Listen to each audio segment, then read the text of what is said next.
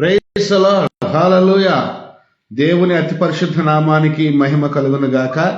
అలాగే కూడి ఉన్న మీ అందరికీ నజరేయుడైన యేసుక్రీస్తు నామములో ప్రేమాభివందనాలు. మరియు ప్రాముఖ్యంగా ఆన్లైన్లో దేవుని వాక్యాన్ని వింటున్నటువంటి వారికి నా యొక్క హృదయపూర్వక వందనాలు తెలియజేస్తున్నాను. ప్రియులారా, ఈ రోజున మనము చాలా ప్రాముఖ్యమైన సంగతిని మనకు ప్రభువు నేర్పించబోచున్నాడు, మనము నేర్చుకోబోచున్నాం.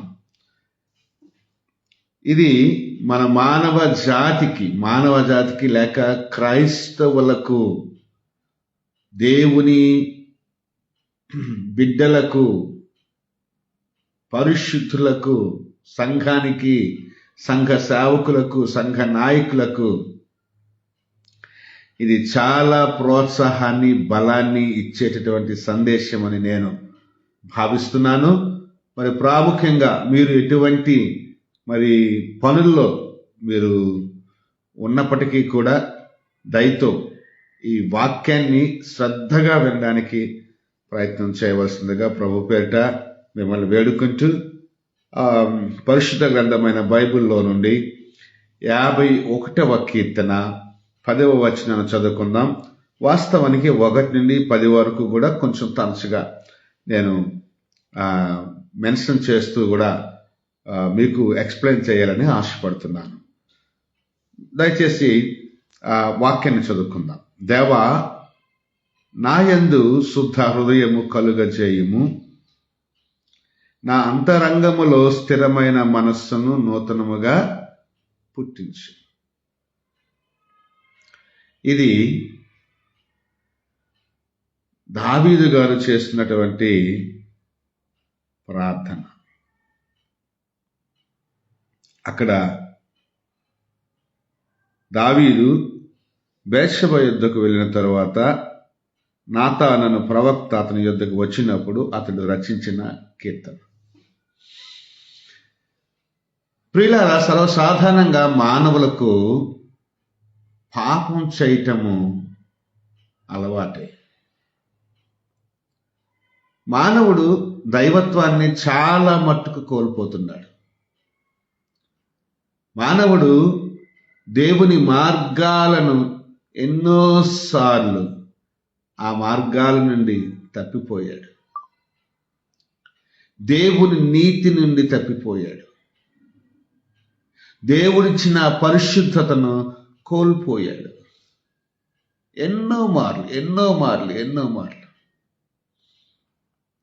వాస్తవానికి దావీదు పొలంలో గొర్రెలు కాచుకున్నప్పుడు తనే పాపం చేయలేదు. దావీదును దేవుడు రాజుగా చేసిన తరువాత దేవుడు దీవించిన తరువాత అతను పాపం చేశాడు. అంటే దేవుడి దీవెన, దేవుడిచ్చి పరిశుద్ధత, దేవుడిచ్చి నీతి, దేవుడు అనుగ్రహించే మార్గము, దేవుడిచ్చే వరము, దేవుడిచ్చే ధనము, ఐశ్వర్యము,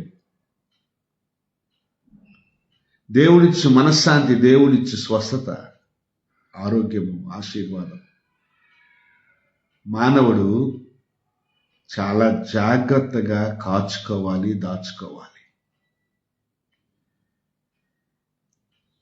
నేను పెద్దవాడిని అయిపోయాను కదా, ఇంకా రాజును అయిపోయాను కదా అనేటటువంటి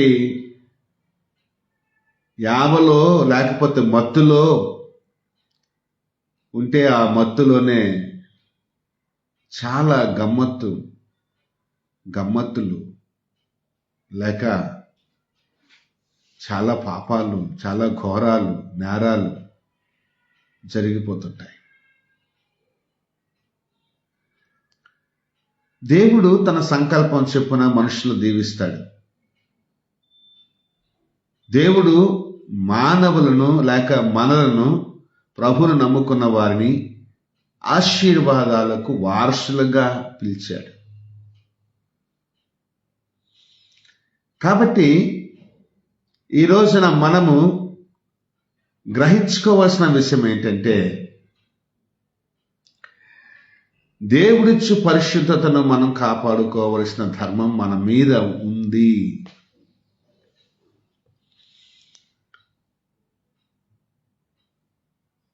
అయితే పాపం ఎప్పుడు చేస్తామో పరిశుద్ధత అప్పుడు పోతుంది.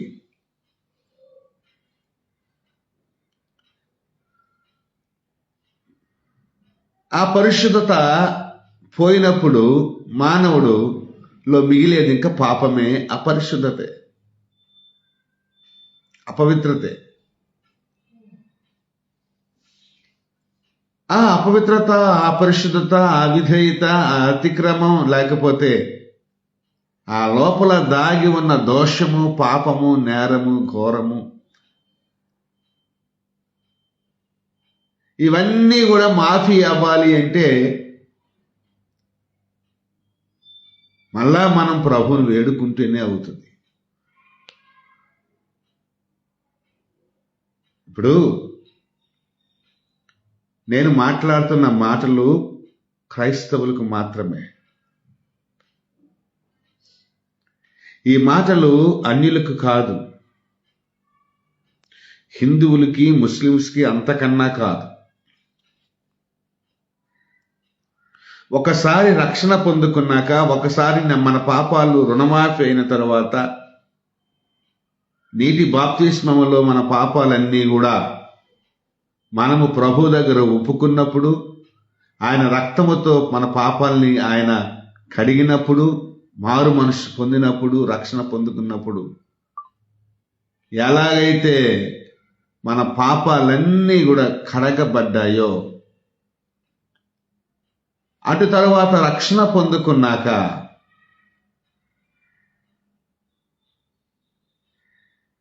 మళ్ళా పాపం చేసి పరిశుద్ధతను కోల్పోయిన మనకు,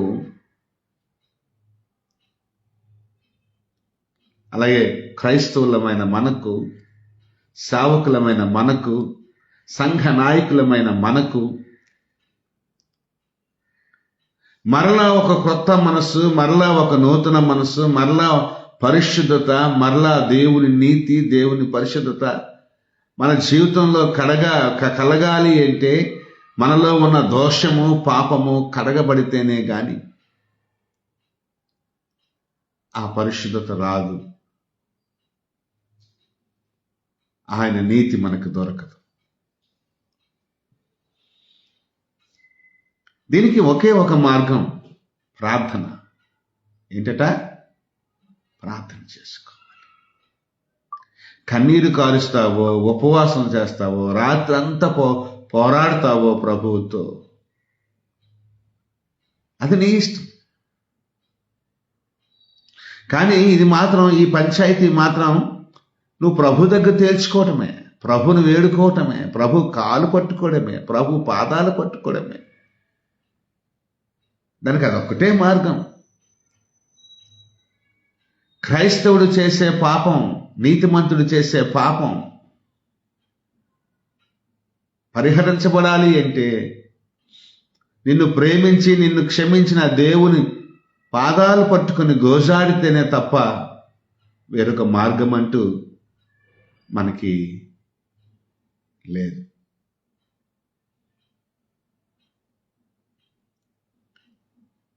మరలా నువ్వు పాపం చేయకున్నా ఒక నూతన మనస్సు కావాలి నీకు. ఏమంటాడు తెలుసైనా?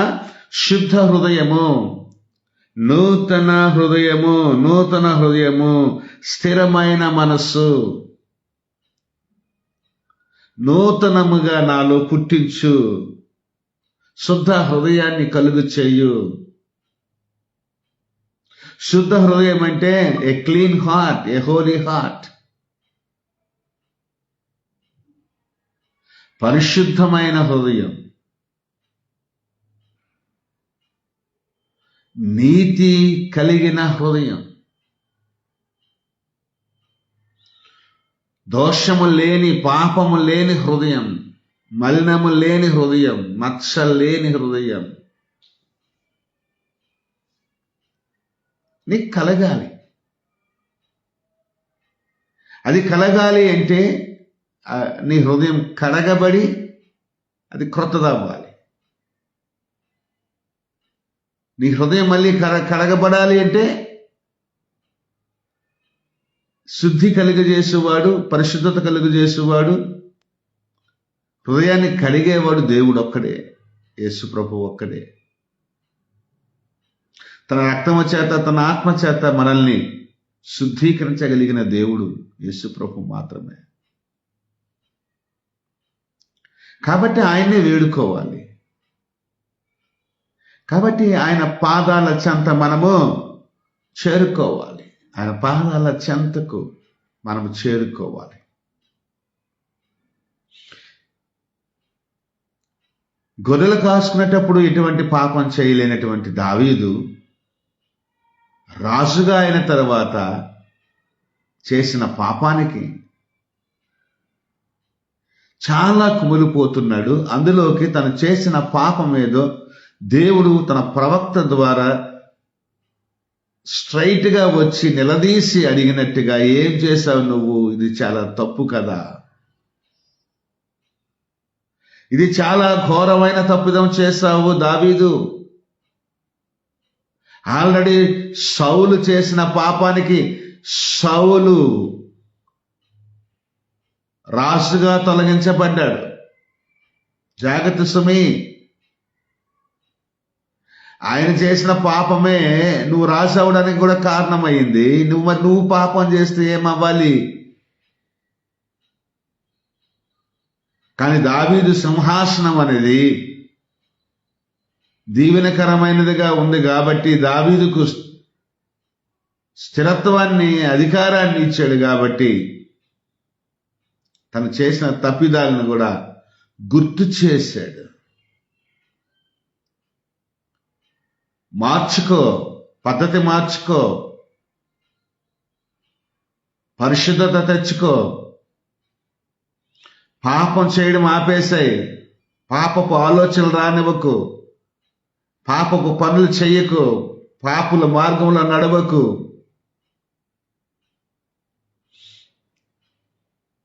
అనేటువంటి హెచ్చరికలు ప్రవక్త ద్వారానే వెళ్ళి తన చెవికి చేరాయి. చాలా సీరియస్గా దేవుడు ప్రవక్త ద్వారా తనతో మాట్లాడాడు. ఆమేన్. మాట్లాడిన తరువాత ఆ ప్రధాన గాయకునికి ప్రవక్త వచ్చి చెప్పి వెళ్ళిపోయిన తర్వాత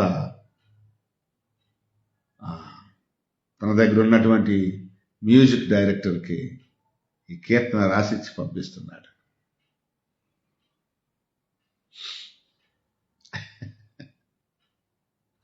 పాడుతున్నాడు, ప్రార్థిస్తున్నాడు.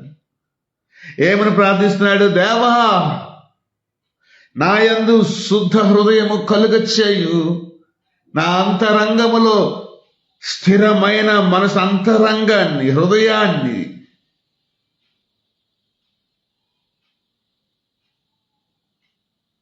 ఆ అంతరంగములో స్థిరమైన మనస్సు అంటే ఇంకా నా ఆలోచనలు కానీ, నా ఉద్దేశం కానీ, నా తాలూకా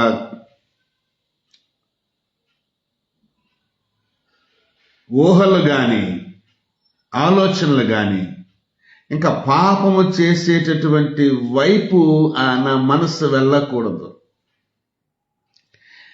నీ యందు స్థిరంగా నా మనస్సు ఉండిపోవాలా, నీ యందు బలంగా నేను ఉండిపోవాలా. నా అంతరంగములో స్థిరమైన మనసు, నా అంతరంగములో నువ్వు ఉన్నావు, కొలువు ఉన్నావు కదా, నీతోనే నా జీవితం అన్నట్టుగా నాలో స్థిరమైన మనస్సు కలుగచేయు. ఆ మనస్సు ఎప్పుడు దేవుడినే కోరుకోవాలి, పరిశుద్ధతనే కోరుకోవాలి, నీతినే కోరుకోవాలి, నీ మార్గాన్నే కోరుకోవాలి, నీ రాజ్యాన్నే కోరుకోవాలి తప్ప ఇంకా ఇలాంటి పనులు, పాపపు పనులు, శాపపు పనులు, దౌర్భాగ్యపు పనులు, దుష్టక్రియలు చేయటానికి నా మనస్సును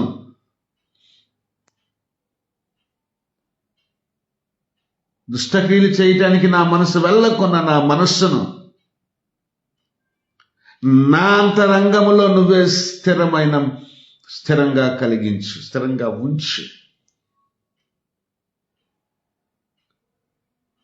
దాన్ని కడిగి ఉంచు, దాన్ని శుద్ధి చేసి ఉంచు. నా మనస్సును కడుగు, నా హృదయాన్ని కడుగు, నా జీవితాన్ని కడుగు, నా అంతరంగాన్ని కడుగు, నా ఆలోచనలు కడుగు, నా ఉద్దేశాలు కడుగు అని ఆయన ప్రార్థన చేసుకుంటున్నాడు.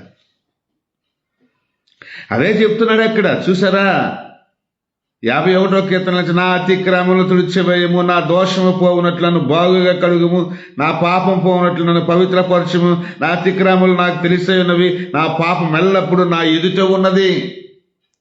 పాపం చేస్తూ ఉంటుంటే, ప్రార్థన చేస్తూ ఉంటుంటే మన పాపం అనేది మన కళ్ళ ఎదుట కనబడుతూ ఉంటుంటుంది. పాపం చేసిన తరువాత చాలా మంది పాపం చేయనట్టుగా మొండిగా దీనిగా ప్రార్థన చేసుకుంటూ వెళ్ళిపోతూ ఉంటుంటారు. పాపం చేస్తూ ప్రభు మమ్మల్ని దీవించిన ఆయన, ఇంకా చెప్పాలి అంటే విపరీత బుద్ధి ఎలా ఉంటుందంటే, దేవా ఈరోజు కలుసుకోవడానికి కృప చూపించారు, ఈరోజు కాస్త సుఖపడడానికి కృప చూపించారని పాపం విషయంలో కూడా ప్రభుని పులిమేసి దాంట్లో పుల్హారి వేసేసి ఎలాగైతే కలిపేస్తారో ప్రభుని కూడా ఆ పాపాల్లో కలిపేసేసి కంపు చేసుకుంటున్నారు అంతరంగాన్ని, మనస్సుని.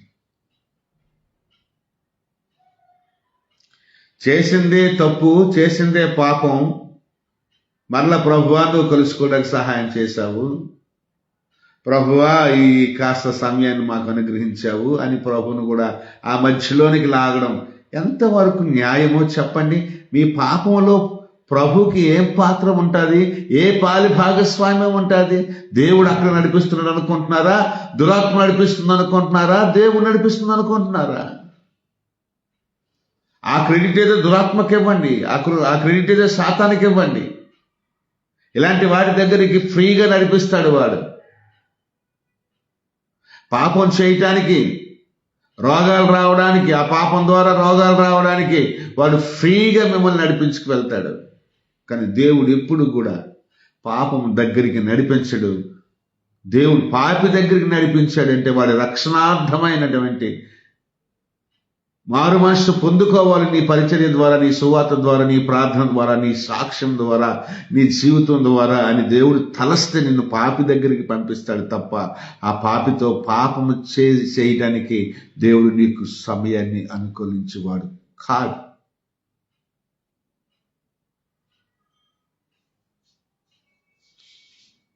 కాబట్టి ఇలాంటి ఉద్దేశాలన్నీ మానుకోండి, ఇలాంటి ఆలోచనలన్నీ మానుకోండి. అందులో ప్రభుని కలపకండి. ఒకవేళ నీ తప్పిదమైతే, పాపమైతే జరిగిపోతే ఆ దోషాన్ని, ఆ పాపాన్ని దేవుడి దగ్గర ఒప్పుకొని, దేవా నీ రక్తంతో, నీ ఆత్మతో నన్ను శుద్ధీకరించు, నన్ను స్వస్థపరచు, నన్ను పరిశుద్ధుడిగా చెయ్యు అని ప్రాధేయపడడం తప్పు కాదు ప్రియులారా. ఆయన మన నీతికి ఆధారం, ఆయన ద్వారా మనకి పరిశుద్ధత, ఆయన ద్వారా మనకి పాప విమోచన, పాప క్షమాపణ, విడుదల, స్వస్థత, రక్షణ అన్నీ కూడా ప్రభు నుంచే మనకి దొరుకుతాయి తప్ప ఇంకొకరి నుంచి దొరకవు. కాబట్టి నీ పాపంతో ప్రభుకి ఎటువంటి ప్రమేయము లేదు. నీకు నీవు ఆలోచన చేసుకొని నువ్వు దురాత్మ చేత, సాతాను చేత నడిపించబడి వెళ్ళి పాపం చేసుకొచ్చావు తప్ప గాని నిన్ను దేవుడు నడిపించడని ఆ క్రెడిట్ ఏదో దేవుడికి ఇవ్వమాక. అక్రమ సంబంధీకులు, ప్రేమికులు, కుటుంబాలు నాశనం చేసుకునేవారు, వ్యక్తిగత జీవితాలను పాడు చేసుకునేవారు, పరిచర్యలు పాడు చేసుకునే వాళ్ళు ఈ మాటలు వినండి. ఈ మాటలు వినండి. సహవాసాలు కూడా పాడు చేసుకుంటున్నారు. క్రైస్తవ సంబంధాలు, దేవుని సంబంధాలు, దేవుని ప్రేమ, దేవుని అనురాగం, దేవుని బంధం, పరిశుద్ధాత్మ ఐక్యత, పరిశుద్ధాత్మ బలము, పరిశుద్ధాత్మ కలిగించు ఆత్మ ఐక్యత ఇవన్నీ కూడా కంపు చేసుకుంటున్నారు. పాపపు ఆలోచనలు. అది స్థిరమైన మనస్సు కాదు. అది అది అది ఘనమైనటువంటి కార్యం కాదు. దేవుడు దాని యందు సంతోషించడు. దేవుడు అటువంటి వారిని మెచ్చుకోడు. అటువంటి వారి ద్వారా గొప్ప తెచ్చుకోడు. చివరిలో మళ్ళీ మహిమ ఘనత ప్రభావాలు మీకే చెల్లిస్తున్నామని అంటారు. ప్రియులారా, ఇది చాలా జాగ్రత్తగా ఆలోచన చేయాలి. చాలా జాగ్రత్తగా లోతైన అన్వేషణ చేసుకోవాలి. ఇది చెప్తున్నా కదా, అంతరంగమందు స్థిరమైన మనస్సు కలుగజేయు. కానీ ఆ మనస్సును కలిగి చేసే ముందు నా మనస్సును కడుగు, నా హృదయాన్ని కడుగు, నా జీవితాన్ని కడుగు అని నా అంతరంగాన్ని కడిగి అందులో మనస్సును కడిగి నూతన మనస్సును, కొత్త మనస్సును, కొత్త హృదయాన్ని, దైవిక పరమైన హృదయాన్ని నాకు కలుగు చేసి ముందుకు నడిపించు అని ఆయన ప్రార్థన చేసుకుంటున్నాడు. నేను కోల్పోయిన పరిశుద్ధత, నేను కోల్పోయిన నీతి, నేను కోల్పోయినటువంటి దైవిక పరమైనటువంటి జీవితం, ఆత్మీయ జీవితం, నీవు ఇచ్చు పరిశుద్ధతను పొందుకున్నాను. నేను ఆ పరిశుద్ధతను ఇప్పుడు పోగొట్టుకున్నాను. నాకు తిరిగి ఆ పరిశుద్ధతను దయచేయి నాయనా అని దావీదు గారు ప్రార్థన చేస్తున్నాడు.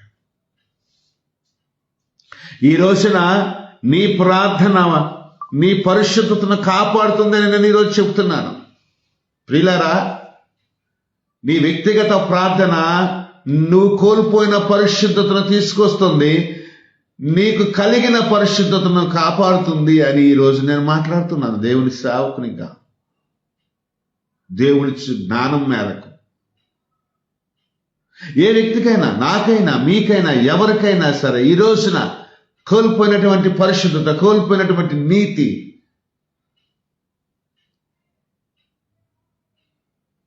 ఆయన మంచితనం అన్నీ కూడా ప్రార్థన చేయటం ద్వారా మనకి, మన జీవితాలకి కలుగుతాయి అని నేను ఈరోజు మాట్లాడుతున్నాను. పరిశుద్ధాత్మ ప్రేరేపణ మేరకు, వాక్యపు ప్రత్యక్షత మేరకు ఒక్కి నొక్కా నుంచి చెబుతున్నాను. బల్ల గుద్దగలను గాని వాదించినప్పుడు, తీర్పు తీర్చినప్పుడు న్యాయమూర్తి బల్ల గుద్దుతాడు. ఇదే కరెక్ట్ అని చెప్తాడు, ఇదే తీర్పు అని చెప్తాడు. అలా చెప్పగలను నేను ఈ మాటను బట్టి.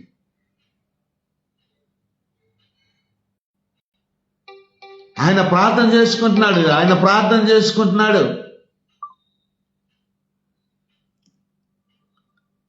దేవా, నాకు స్థిరమైన మనస్సు కలుగు చెయ్యు. అలాగే నా హృదయాన్ని, నా యందు నా హృదయం ఉంది కదా, అది కడిగేసాయి అని ప్రార్థన చేస్తున్నాడు.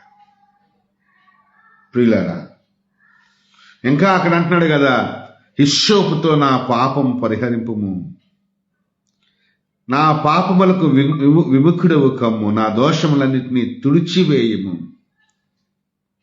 దేవా, నా యందు శుద్ధ హృదయము కలుగు చేయము, నా అంతరంగములో స్థిరమైన మనస్సును నూతనముగా పుట్టించు. మళ్ళా దానికి ఒక జన్మివు, మనసు జన్మించాల,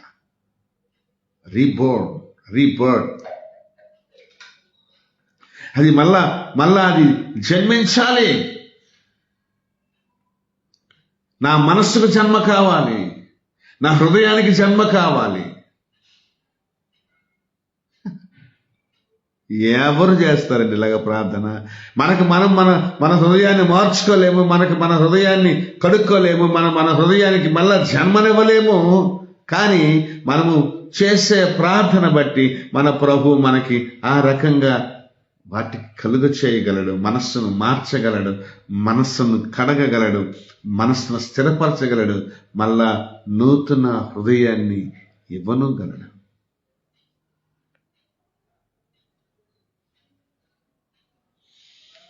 ఇంకా చూడాలా, ఇంకొక మాట చెప్తున్నాను. లూకా సువార్త 18వ అధ్యాయంలో అక్కడ పరిసయ్యుడు సుంకరి ప్రార్థనలకు వెళ్తారు.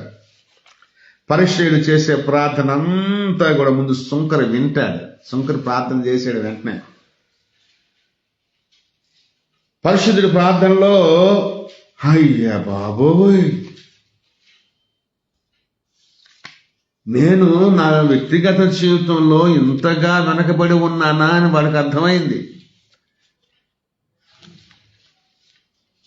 వాడు ప్రార్థన చేస్తూ ఉంటుంటే, ప్రభువా నేను అది చేశాను, ఇది చేశాను, ఉపవాసం ఉన్నాను, పైసలు ఇచ్చాను, కానుకలు ఇచ్చాను, గుడికి వచ్చాను, బడికి వచ్చాను, అది చేశాను, ఓకే అన్నీ చెయ్యి. నువ్వు చేసిందల్లా నీ దేవుడితో చెప్పుకుంటూ ఉంటుంటే దేవుడికి మరి ఏమొచ్చిందో తెలియదు, కానీ ఆయన ప్రార్థన మాత్రం దేవుడు అంగీకరించలేదు. విన్నాడంతే. నువ్వు దేవునితో ఏదైనా చెప్పుకుంటే వింటాడు, పిగ్గా వింటాడు, కానీ ఆ ప్రార్థనకి అంగీకరిస్తాడో లేదో తెలియదు. కానీ ఈ సుంకరి మళ్ళీ ఇంకా వాడు ప్రార్థన చేస్తున్నాడు కదా. పరిసయ్యుడు ఏం ప్రార్థన చేస్తున్నాడు అంటే, నేను ఇలాంటి వాడిని కాదండి అని ప్రార్థన చేస్తున్నాడు.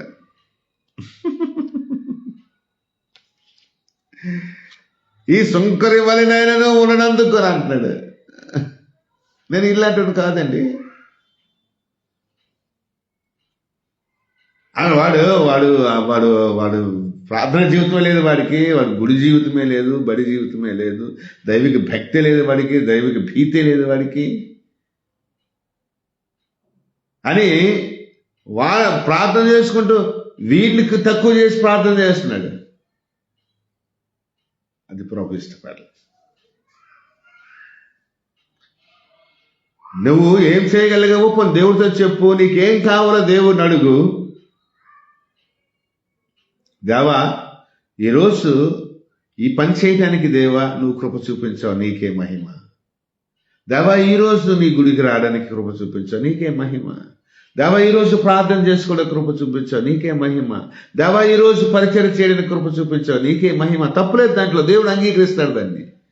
నీదే ఇదంతా, నువ్వే అనుగ్రహించావు, నీ ద్వారానే మేము చేయగలిగాము అని అంటే దేవుడు సంతోషించకపోతే ఇంకెవరు సంతోషిస్తారు చెప్పండి? కానీ దేవా లాడ్లా కాకుండా ఇలా వేసుకొచ్చాను, లాడ్ కాకుండా ఇలాగొచ్చాను, లీడ్ కాకుండా ఇలాగొచ్చాను, వాడు హంతకుడు, వాడు చంపేశాడు, నేను చంపలేదు, వాళ్ళ దొంగ, వాడిలాగా నేను దొంగతనం చేయలేదు, వాడి వ్యభిచారి, ఆడిలాగా నేను వ్యభిచారం చేయలేదు, అలాగే నేను ఉండలేదు కాబట్టి నీకు స్తోత్రాలు దేవా అనే ప్రార్థన దేవుడు అంగీకరించాడు. వినినాసరి అంగీకరించాడు. నువ్వేమై ఉన్నావో అది నీ కృప వలనై ఉన్నావు, ఆయన కృప వలనై ఉన్నావు. దేవా నేనేమై ఉన్నానో అది నీ కృప వలనై ఉన్నాను. What ever I am now it's by your grace. నీ కృప వల్లనే నేను ఈ రీతిగా ఉన్నా, నీ కృప వల్ల నేను ఇట్టుగా ఉన్నాను తండ్రి అని అంత గొప్ప పరిచర్య చేసినటువంటి అపోస్తుడైన పౌలే ప్రభుని స్తుతిస్తూ ఉంటుంటే ఇంకా నీకేంటి, నీ గొప్పతనం ఏంటి? నీ గొప్పతనం ఎలాగొచ్చింది? నీకు నీ దేవుడు కల్పిస్తేనే నీకు గొప్పతనం వచ్చింది. నిన్ను దేవుడు దీవించుకున్నా, నీకు పైసలు దేవుడు ఇవ్వకున్నా, నీకు ప్రార్థన చేసే మనసు ఇవ్వకున్నా, నువ్వు గుడికి వెళ్ళే మనసు ఇవ్వకున్నా, నువ్వు గుడికి వెళ్తావా, నువ్వు బడికి వెళ్తావా, నువ్వు కానుకిస్తావా, నువ్వు ప్రార్థన చేస్తావా? ఈ రోజున ఎందుకు గుడికి దూరంగా కొంతమంది ఉన్నారంటే ఇంకా దేవుడు వాళ్ళకి అలాంటి మనస్సు ఇవ్వలేదు. దేవుడు వాళ్ళకి ఆ మనసు ఇచ్చినప్పుడు వస్తారు ఖచ్చితంగా. ఈరోజు దేవుని సేవకు ఎందుకు చాలా మంది కానుకలు ఇవ్వట్లేదు అంటే దేవుడు వారికి అలాంటి మనసు ఇవ్వలేదు. వాళ్ళకి కలిగించినప్పుడు వాళ్ళే తీసుకొచ్చి ఇస్తారు. ఇంకా ఎందుకు చాలా మంది సువార్త చేయట్లేదంటే వాళ్ళకి దేవుడు ఆ మనస్సు ఇవ్వలేదు. ఆ మనసు ఇస్తే దేవుడు, కానీ ఆ మనస్సు రావాలి అంటే ప్రార్థన చేయాలి. నూతన హృదయం కావాలి అంటే ప్రార్థన చేయాలి. నూతన మనస్సు కావాలంటే ప్రార్థన చేయాలి. హల్లెలూయా. ప్రార్థన చేసుకోవాలి. పరిచర్య కొరకు ప్రార్థన చేయాలి. దేవా ఇదిగో నా ప్రభువా తండ్రి, నేను పరిచర్య చేయాలి, సువార్త ప్రకటించాలి, వాక్యం చెప్పాలి.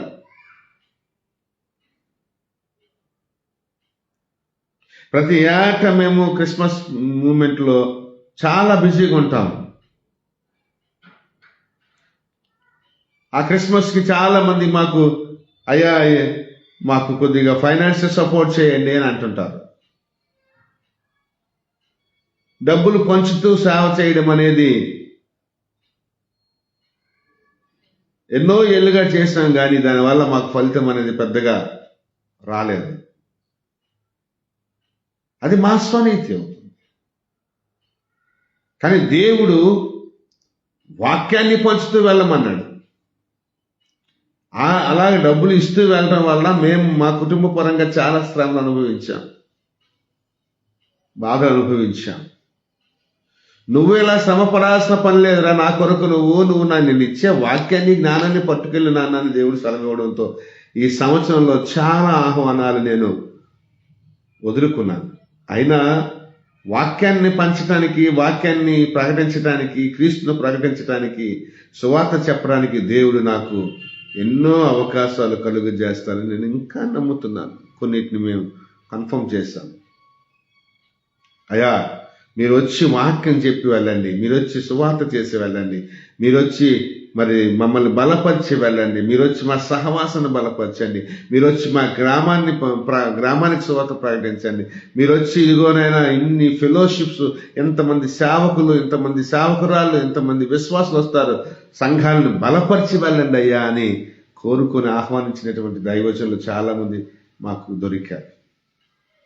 దొరుకుతున్నారు కూడా.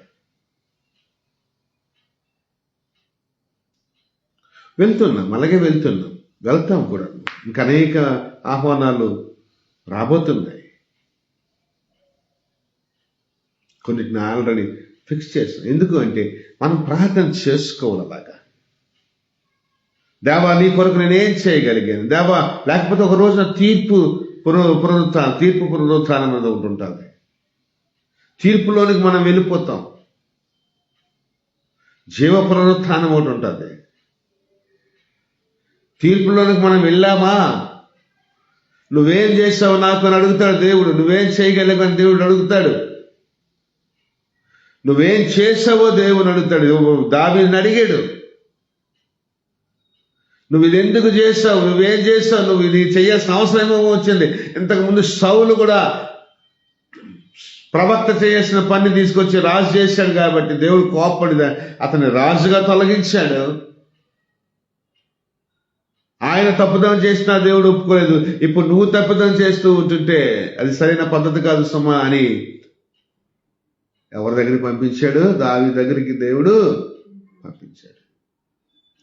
ఇక్కడికి వచ్చేసరికి నేను నీతిమంతుడిని, ఇదిగో వాడు అవినీతిమంతుడు, వాడు ప్రార్థన పడు కాదు, వాడు నీతిమంతుడు కాదు, వాడు దేవుడికి ఇచ్చేవాడే కాదు, దేవుడి దగ్గరికి వచ్చేవాడే కాదు, వాడు ఆడలాగానే లేనని నువ్వు ప్రార్థన చేస్తూ ఉంటుంటే దేవుడు నిన్ను కూడా సరిచేసేటటువంటి అవకాశం దేవుడు తీసుకుంటాడు. నువ్వు మారేంత వరకు, నీ ధోరణ మారేంత వరకు దేవుడు నీ కోసం వెయిట్ చేస్తాడు. కానీ సుంకరి మాత్రం కన్నీరు కారుస్తూ రొమ్ము కొట్టుకుంటూ, నాయనా పరిచయుడు చేసినట్టుగా నేను చేయలేకపోయాను ప్రభువా, ఆయనకన్నా నేను చాలా వెనకబడి ఉన్నాను ప్రభువా, నీ కొరకు నేను చేయాల్సినవి ఎన్నో ఉన్నాయి ప్రభువా, నీ దగ్గరికి రావడం మానేశాను, నీకు ఇవ్వడం మానేశాను, ఉపవాస ప్రార్థన మానేశాను, నీతిగా బతకడం మానేశాను, ఎప్పుడు చూసినా అన్యులతో స్నేహం, ఎప్పుడు చూసినా తాగుడు, ఎప్పుడు చూసినా ఆటపాట, ఎప్పుడు చూసినా ఇంకా ఏదో సహవాసమే తప్ప నీతో సహవాసం చేసినటువంటి సందర్భాలు నాకు చాలా తక్కువ తండ్రి. నీ వాక్యాన్ని వినడం కానీ, నేను మందిరానికి వెళ్ళడం కానీ, లేకపోతే నీ సేవకులకు సంఘానికి నేను ఇవ్వడం కానీ, బీదలకు సహాయం చేయడంలో కానీ ఇంకా చాలా వెనుకబడి ఉన్నాను తండ్రి అని ఈ రోజున మనము నెంబర్ వేసుకోవాలి, ఆలోచన చేసుకోవాలి. 2025 ప్రారంభమైనప్పుడు ఎలాగ బ్రతుకుతామురా బాబు ఈ సంవత్సరం అంతా అనుకున్నాం. మనము 2025 ముగింపుకు వచ్చేస్తున్నాం. 2025 ముగింపుకు వస్తున్నప్పుడు 2025 ముగింపులో నువ్వు 25 సంవత్సరాల్లో, ఈ 25వ సంవత్సరంలో, 2025 సంవత్సరంలో ఈ 10 నెలలు, ఈ 11 నెలలు నువ్వు చేసిన పనులు ఒకసారి గుర్తు చేసుకో. ఆ పనుల్లో పాపం ఎంత ఉందో, పరిశుద్ధత ఎంత ఉందో, అవినీతి ఎంత ఉందో, నీతి ఎంత ఉందో, చీకటి ఎంత ఉందో, వెలుగు ఎంత ఉందో నీవు లెక్క వేసుకో. అందులో తూకం పెట్టుకో. పోనీ ఈ నీతి వైపు, ఈ వెలుగు వైపు, ఈ పరిశుద్ధత వైపు ఉన్న కార్యాలను బట్టి దేవునికి మహిమ చెల్లిస్తాను. కానీ ఈ చీకటి పనులేంటి, ఈ అవినీతి పనులేంటి, ఈ పాప పనులేంటి, అవి నీ మనసులోకి ఎందుకు వచ్చినాయి, నీ మనసులోకి ఎలాగున్నాయి, నీ అంతరంగంలో ఎలాగున్నాయి? అందుకోసమే ఆయన హృదయాలను పరిశోధించు దేవుడు, అంతరంగమును పరిశీలించు దేవుడై ఉన్నాడు, పరిశోధించు దేవుడై. ఒకవేళ ఆయన నీ అంతరంగములోకి తొంగి చూచినప్పుడు, నీ అంతరంగములో పాపపు మనస్సు ఉంటే గనుక, కంపు కొడుతున్న మనస్సు ఉంటే గనుక, దాన్ని శుద్ధీకరించి, దాన్ని నూతనపరిచి, నీ హృదయంలో మళ్ళా క్రొత్త మనస్సును దేవుడు అంతరంగంలో క్రొత్త మనస్సును స్థిరపరచున్నట్లుగా నువ్వు ప్రార్థన చేయి. ప్రార్థన చేస్తే దేవుడు పనిచేస్తాడు, దేవుడు పరిశుద్ధపరుస్తాడు. నీ పరిశుద్ధత నువ్వు కాపాడుకుంటావు, నీ ప్రభువుని నువ్వు కాపాడుకుంటావు, నీ పరలోకాన్ని నువ్వు కాపాడుకుంటావు.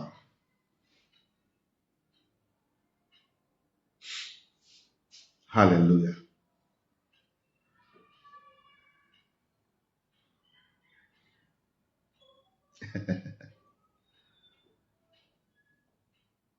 చూసారా, అది ప్రార్థనలో ఉన్న శక్తి.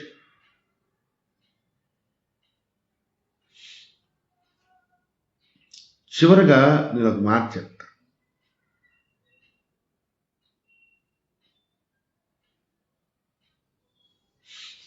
ఇక్కడ లూకాసు 18వ అధ్యాయంలోనే దేవుడు 14వ వచనంలో అంటాడు కదా, అతని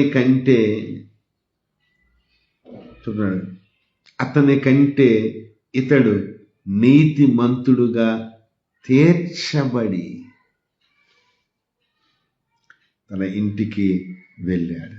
దేవుడు తన తీర్పు తీర్చేశాడు. అక్కడ పాపినైన నన్ను కరుణించు తండ్రి అని ప్రార్థన చేశాడు. పాపినైనా నన్ను కరుణించు అని ప్రార్థన చేస్తూ ఇంటికి వెళ్ళేసరికి తన పాపమంతా పోయి తన పరిశుద్ధుడైపోయాడు. హల్లెలూయా. ప్రార్థన చేయి. ఆ ప్రార్థన నీ పరిశుద్ధతను కాపాడుతుంది, నీ అవిధేయతను తీసివేస్తుంది, నీ దోషాన్ని తీసివేస్తుంది, నీ అపరాధాన్ని తీసివేస్తుంది.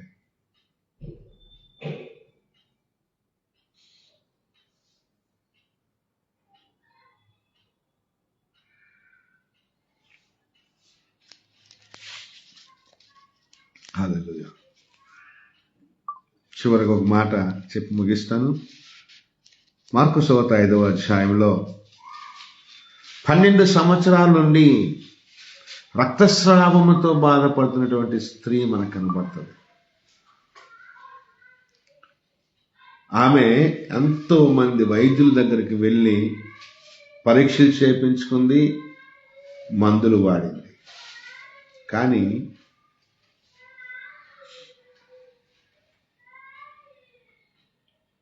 ఆ మందులు ఆమెకు ఆరోగ్యాన్ని తేలేదు, విడుదల తేలేదు, స్వస్థత తేలేదు.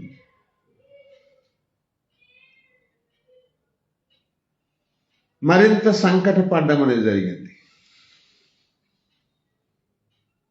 అప్పుడు తన మనస్సులో ఒక చిన్న ప్రార్థన చేసుకుంది.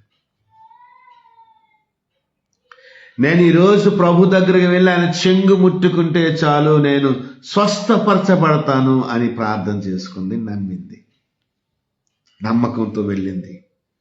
ఏ ప్రార్థన అయితే చేసుకుందో ఆ ప్రార్థన నమ్మి ఆ ప్రభువుని నమ్మింది.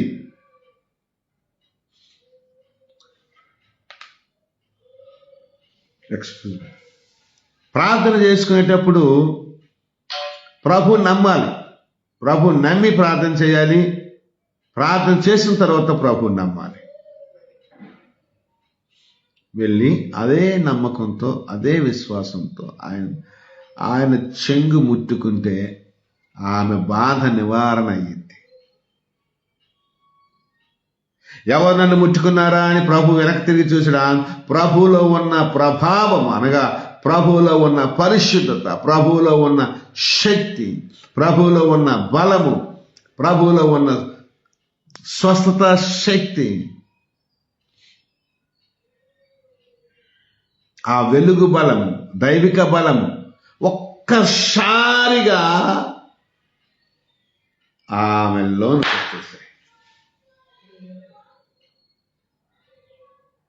అందుకోసం చాలా మంది షేక్ హ్యాండ్ ఇస్తారు, ప్రైజ్ ది లార్డ్.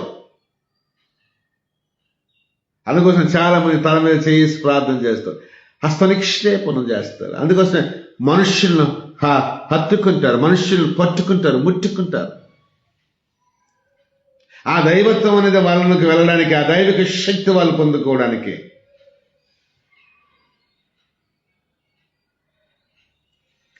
అప్పుడు ఆయన అడుగుతాడు, నన్ను ఎవరయ్యా పట్టుకున్నారు, నన్ను ఎవరు పట్టుకున్నారు, నన్ను ఎవరు ముట్టారు అని అంటే ఆమె వచ్చి చెప్తుంది. నువ్వు పెట్టుకున్న నమ్మకం, ప్రార్థన చేసిన తర్వాత నమ్మినందుకు ఆ నమ్మకం చెప్పున, ఆ విశ్వాసం చెప్పున నీకు స్వస్థత కలిగిందమ్మా, నెమ్మది కలిగింది, వెలుగు వచ్చింది, రక్షణ వచ్చింది, బాగుపడ్డావు, విడిపించబడ్డావు, సమాధానం గలదానివే వెళ్ళు. ఇక నువ్వు పరిశుద్ధురాలు అయ్యావు, నువ్వు ఆరోగ్యవంతురాలు అయిపోయావు. ఎందుకంటే లేవీ కాండంలో 15వ అధ్యాయము 19వ వచనంలో రక్తస్రావ రోగము అపరిశుద్ధమైనది, అపవిత్రమైనది అని రాయబడింది. ఆ బాధ పోయింది ఇప్పుడు, ఆ అపరిశుద్ధత పోయింది ఇప్పుడు, ఆ అపవిత్రత పోయింది ఇప్పుడు, ఆ పరిశుద్ధత వచ్చింది. ఎందుకు తెలుసా? ఆమె చిన్న ప్రార్థన చేసుకుంది. నేను యేసు ప్రభు దగ్గరికి వెళ్ళి ఆయన చెంగు ముట్టుకుంటే, ఆయన వస్త్రపు చెంగు ముట్టుకుంటే నేను స్వస్థపడతాను అని చిన్న ప్రార్థన తనకు పరిశుద్ధతను, స్వస్థతను దయచేయగలిగింది, పొందుకోగలిగింది. ఆ చెంగు ముట్టగానే ఆ ప్రభులో ఉన్న ప్రభావము, పరిశుద్ధత ఆమెలోకి రావడం జరిగింది.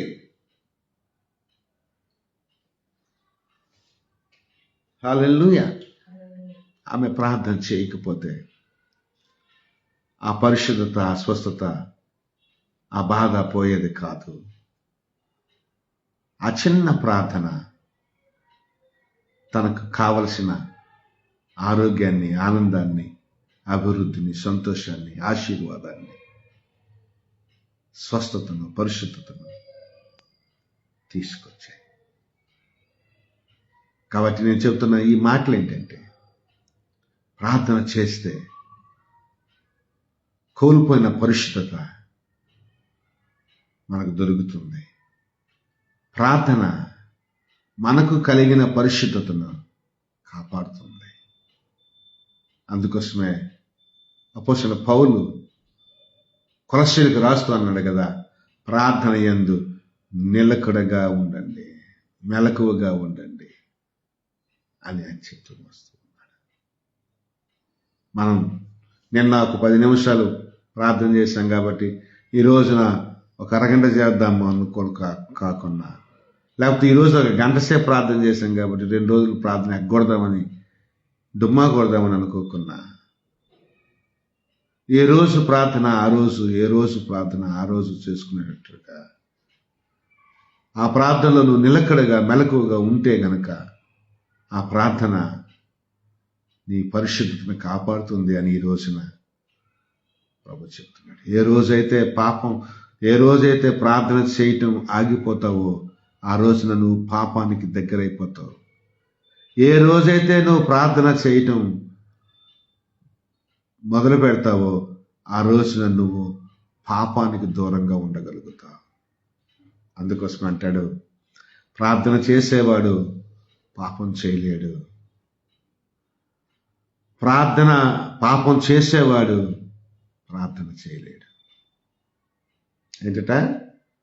ప్రార్థన చేసేవాడు పాపం చేయలేడు,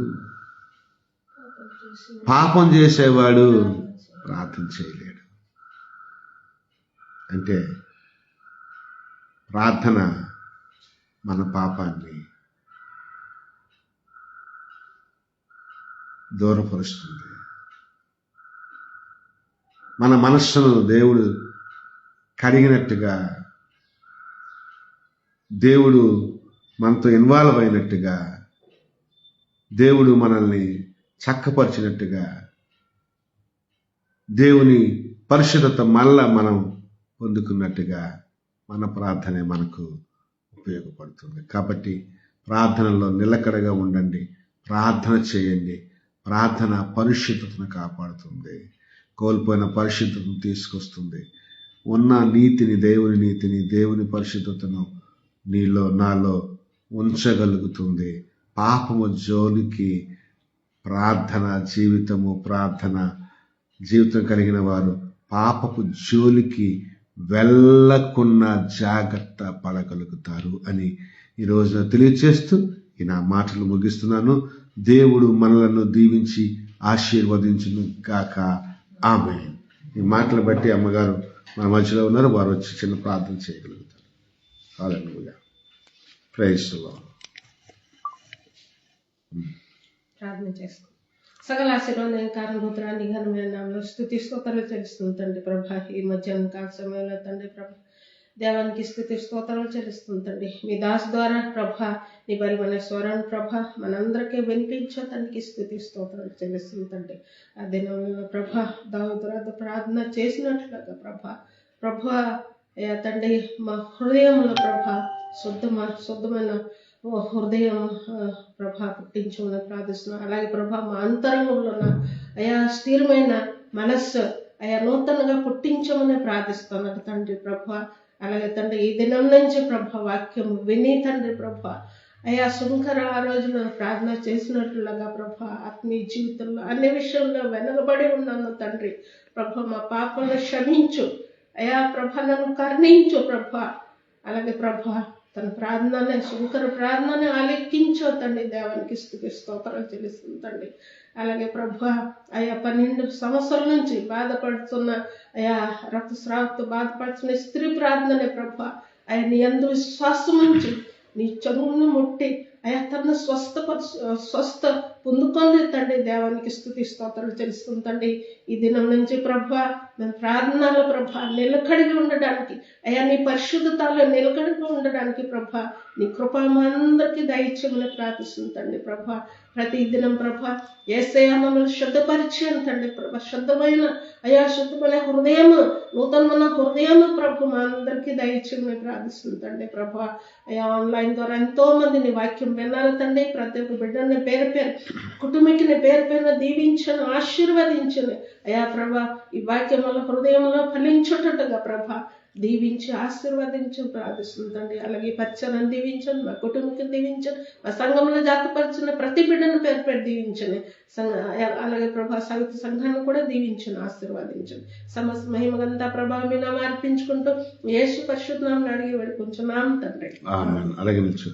ఇప్పుడు మన పరమ తండ్రైన దేవుని యొక్క ప్రేమ, కుమారుడైన యేసుక్రీస్తు వారి యొక్క కృప, పరిశుద్ధాత్మ దేవుని యొక్క అన్యోన్య సహవాసము, సమాధానము కూడిన మనకందరికీ, సార్వత్రిక సంఘానికి, సకల పరిశుద్ధులకు ఇప్పుడు ఎల్లప్పుడూ సదాకాలము తోడయుండి నడిపించును గాక. ఆమేన్.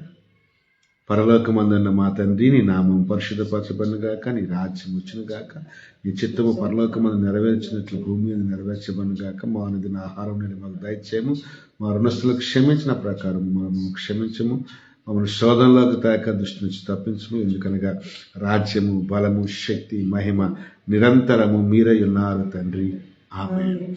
యేసు రక్తమే జయం, సిలువ రక్తమే జయం. ప్రభు యేసు నామములో సంపూర్ణ విజయము కలుగును గాక. Amen. God bless you all. Praise the Lord. Hallelujah. Love you all. ప్రభునందు ప్రియులారా, మరి ఈ చక్కని సందేశాన్ని విన్నారు కదా. మీకు ప్రోత్సాహకరంగా అనిపిస్తే గనక, ఇతరులను ప్రోత్సహించాలి అని అనిపిస్తే ఈ వీడియోని మీరు షేర్ చేయండి. ఫేస్బుక్లోది కానీ యూట్యూబ్లోది కానీ షేర్ చేయండి.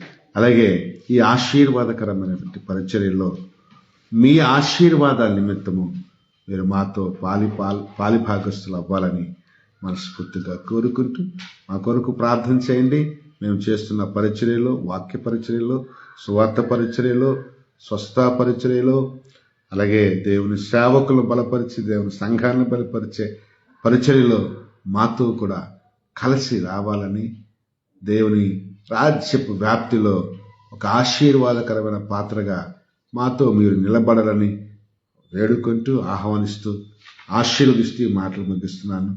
దేవుడు మిమ్మల్ని దీవించును గాక. ఆమేన్. God bless. Praise the Lord.